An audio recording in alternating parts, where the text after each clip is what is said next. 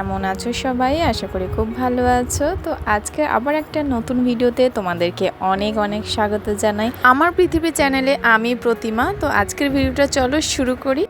আজকে রবিবার, তো রবিবার দিন মানে বিশাল বড় একটা কাজের দিন আমার কাছে, সেটা আমার মনে হয়।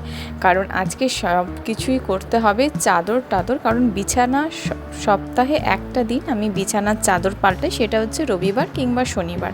তো শনিবার দিনের ভিডিওটা তোমাদের সঙ্গে শেয়ার করেছি, কিন্তু আজকের ভিডিওটা, আজকে রবিবার, সেই ভিডিওটা তোমাদের সঙ্গে আজকে শেয়ার করব। তো পুরো ভিডিওটা স্কিপ না করে এন্ড পর্যন্ত দেখতে থেকো, আশা করি তোমাদের ভালো লাগবে। তো যেটা বলছিলাম যে বিছানার চাদর টাদর আজকে কাচার দিন, তো সেইগুলো গরম জল করে ওর মধ্যে ভিজিয়ে রেখে দেব। ততক্ষণ গরম জলটা যতক্ষণ হচ্ছে ততক্ষণ বিভানকে তুলে তাকে ব্রাশ করিয়ে তারপরে তাকে জল টল খাইয়ে এখন ধুয়ে নিচ্ছি চালটা, যেটা আমি সারা রাত ভিজিয়ে রাখি। এবং কেন ভিজিয়ে রাখি তার জন্য একটা ভিডিও বানিয়ে রেখেছি, শর্ট ভিডিও, তোমরা দেখে নিও। তো এই যে এখানে জল গরম হয়ে গেছে, এবার আমি চাদরগুলো ভিজিয়ে দেব। এবার ভিজিয়ে দিয়ে আধ ঘন্টা মতো রেখে তারপরে কাজবাজ করে নেব।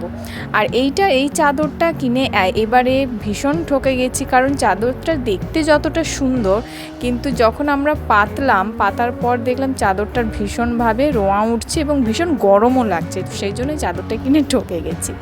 তো ওইদিকে ভিজিয়ে রেখে এসে এদিকে স্টোভটা ধরিয়ে ছেলের খাবারটা আগে করে নিলাম। আর স্টোভে তো জানো অনেকটাই সময় লাগে, তারপরে ভাতটা বসিয়ে দিয়েছি। তো এখানে সব কিছু করে এসে আমার ভীষণ পরিমাণ জল তেষ্টা পেয়ে গেছে। ঘুম থেকে উঠে আমি যেরকম খালি পেটে জল খাই, কাজকর্ম করেও আমি জল খাই। আমি জলটা খুব পরিমাণে খাই, মানে যেইটুকুনি আমাদের শরীরের দরকার হয় একটা সারাদিনে মানুষের জল, সেই জলটা কিন্তু আমি খেতেই থাকি কাজের মাঝে ঘুম থেকে উঠে। এইদিকে আমার জামা কাপড় সব মোটামুটি আধ ঘন্টা মতো ভিজিয়ে রাখা রয়েছে, ওইদিকে ভাত বসে গেছে। তো এসে আমি এখানে সব কেচে নেব। তো রান্না কি হবে এখনও অবধি ঠিক হয়নি। এবার তোমাদের দাদা বললো যে আজকে চিকেন নিয়ে আসবে, তো আমি বললাম ঠিক আছে, তুমি ততক্ষণ চিকেনটা নিয়ে আসো, আমি ততক্ষণ এইদিকে কাজটা সেরে নিই। ছেলেকে ওইদিকে খেতে দিয়ে এদিকে জামা কাপড়গুলো কেচে নিলাম। এই চাদরটা এতটাই মোটা যে আমার কাচতে সত্যি খুব কষ্ট হয়, কিন্তু ও যেহেতু গেছে বাজারে, সেই জন্য ভাবলাম যে আমি কেচে নিই, না হলে দুজনে মিলে চাদরটাকে ধরে নেংড়াতে হয়। এবং এইদিকে আমি সব কাচাকুচি করে নিচ্ছি। এবার তোমরা বলো যে তোমরা কে কোথা থেকে আমার ভিডিওটা দেখছো, অবশ্যই কমেন্ট সেকশনে জানিও। আর নতুন হলে অবশ্যই চ্যানেলটিকে সাবস্ক্রাইব করে দিও, পাশে থেকো। তো গাইস এইদিকে দেখো আমার জামা কাপড় মোটামুটি কাচার মুখে। এবার ওইদিকে ভাত বসেছে, কারণ ভাত হতে স্টোভে সময় লেগে যাবে 1 ঘন্টার ওপরে, তো তার মধ্যে কিন্তু অনেক কটা কাজ হয়ে যাবে। তো এইদিকে জামা কাপড় কাচা হয়ে গেছে। এদিকে এই যে যেটা বলেছিলাম কর্তামশাই চিকেন নিয়ে চলে এসছে, তো এইগুলো খুব ভালো করে আমি পরিষ্কার করে নেব, কারণ এইগুলোর মধ্যে যেই সব নোংরা বা রক্তপক্ত থাকে পাঁজরে টাঁজরে, তো সেগুলো আমি খুব ভালোভাবে পরিষ্কার করে নিই। আর এই চিকেন ধোয়াটাও শিখেছি কিন্তু এসে আমার দিদি শাশুড়ির কাছ থেকে, কারণ ওনাকে দেখেছি উনি খুব পরিষ্কার পরিপাটি করে মাছ মাংস ধোন, তো সেটাও কিন্তু ওনার থেকে দেখেই শেখা। সব কিছু যদি ইচ্ছে থাকে শেখা যায়, সে বাড়ির কাজকর্ম হোক বা যে কোনো কাজকর্ম হোক না কেন। তো এদিকে চিকেন ধুয়ে রেখে দিয়েছি। আজকে একটু অন্য পদ্ধতিতে রান্না করব, তো সেই জন্য মশলা সব শিলনোড়াতেই বেটে নিয়েছি। আর শিলনোড়াতে বাটা মশলা রান্না কিন্তু সত্যি স্বাদটাই অন্যরকম হয় যেটা মিক্সির থেকে, আমি এটা মনে করি। কারণ এখন তো সবার ঘরে ঘরে মিক্সি হয়ে গেছে, মিক্সি আমাদেরও আছে, কিন্তু মিক্সি বার করি না, শিলনোড়াটা চট করে পেতে মশলাপাতি সব বেটে নিই। তো এইদিকে আজকে যেটা বললো তোমাদের দাদা যে সব কিছু মশলা ম্যারিনেট করে মাংসতে রেখে তারপরে রান্না করো, দেখবে স্বাদটা অন্যরকম হয়। তো আমি ভাবলাম যে ঠিক আছে তাই করি। চিকেনটা ম্যারিনেট করে রাখার জন্য আমি সমস্ত মশলা এর মধ্যে দিয়ে দিলাম, লঙ্কা গুঁড়ো, হলুদ গুঁড়ো, তারপরে একটুখানি সর্ষের তেল দিয়ে দিলাম। তো বললাম যে একটুখানি দই নিয়ে আসো, কারণ দই দিলেও বেশ সুন্দর স্বাদ হয়, গ্রেভিটাও ভালো হয়। তো বললাম দই, সেই জন্য দোকান থেকে দই এনে দিল আমাকে। এবার দই দিয়ে ম্যারিনেট করে রেখে দেবো। অনেকে লেবু দেন, বাট আমি এখানে দই দেবো, দই দিয়ে ম্যারিনেট করে রেখে দেবো।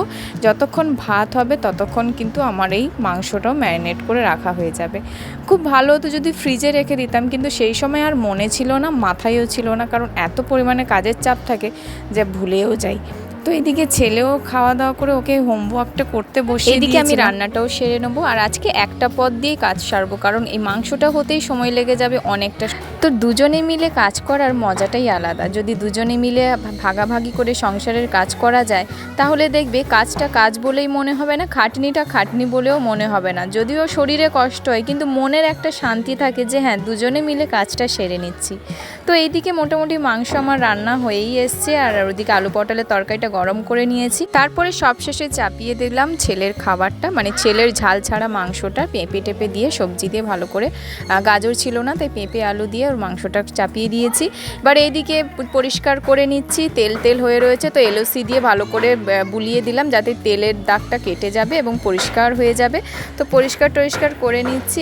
তারপরে ছেলেকে চান করাবো, কারণ অনেকটা বেলা হয়ে গেছে এইসব রান্না করে উঠতেই। আজকে যেহেতু দেরি করেই চাপিয়েছি, ওই জন্য দেরি করেই সব কিছু হয়ে গেছে। তো এবার ছেলেকে চান টান করিয়ে এবার খাওয়ার পালাই। যে দেখো ছেলের খাবারটা করে নিয়েছি, কত সুন্দর হয়েছে না, স্টুয়ের মতো হয়ে গেছে। এটা আমাদের মাংস। তো মাংসটা খেয়ে আজকে বর কি বলে সেটার অপেক্ষাতেই রয়েছি, দেখেই তো ভালো লাগছে। তো ওর জন্য আলাদা করে আগের থেকে বাটিতে বার করে রেখেছি, আর দই স্যালাড এগুলো রয়েছে, কারণ দইটা বেঁচে গেছিলো, তো সেটা ভাতের পরেই খেয়ে নেব।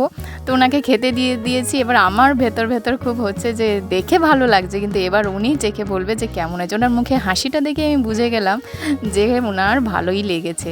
তো উনি পুরো ভাতটা নিয়ে মাখিয়ে নিলেন আর বললে যে আজকে কিচ্ছু লাগবে না, এটা দিয়ে আমি খেয়ে নেবো। বললাম ঠিক আছে তাহলে খাও, আর খেয়ে বলো যে কেমন হয়েছে।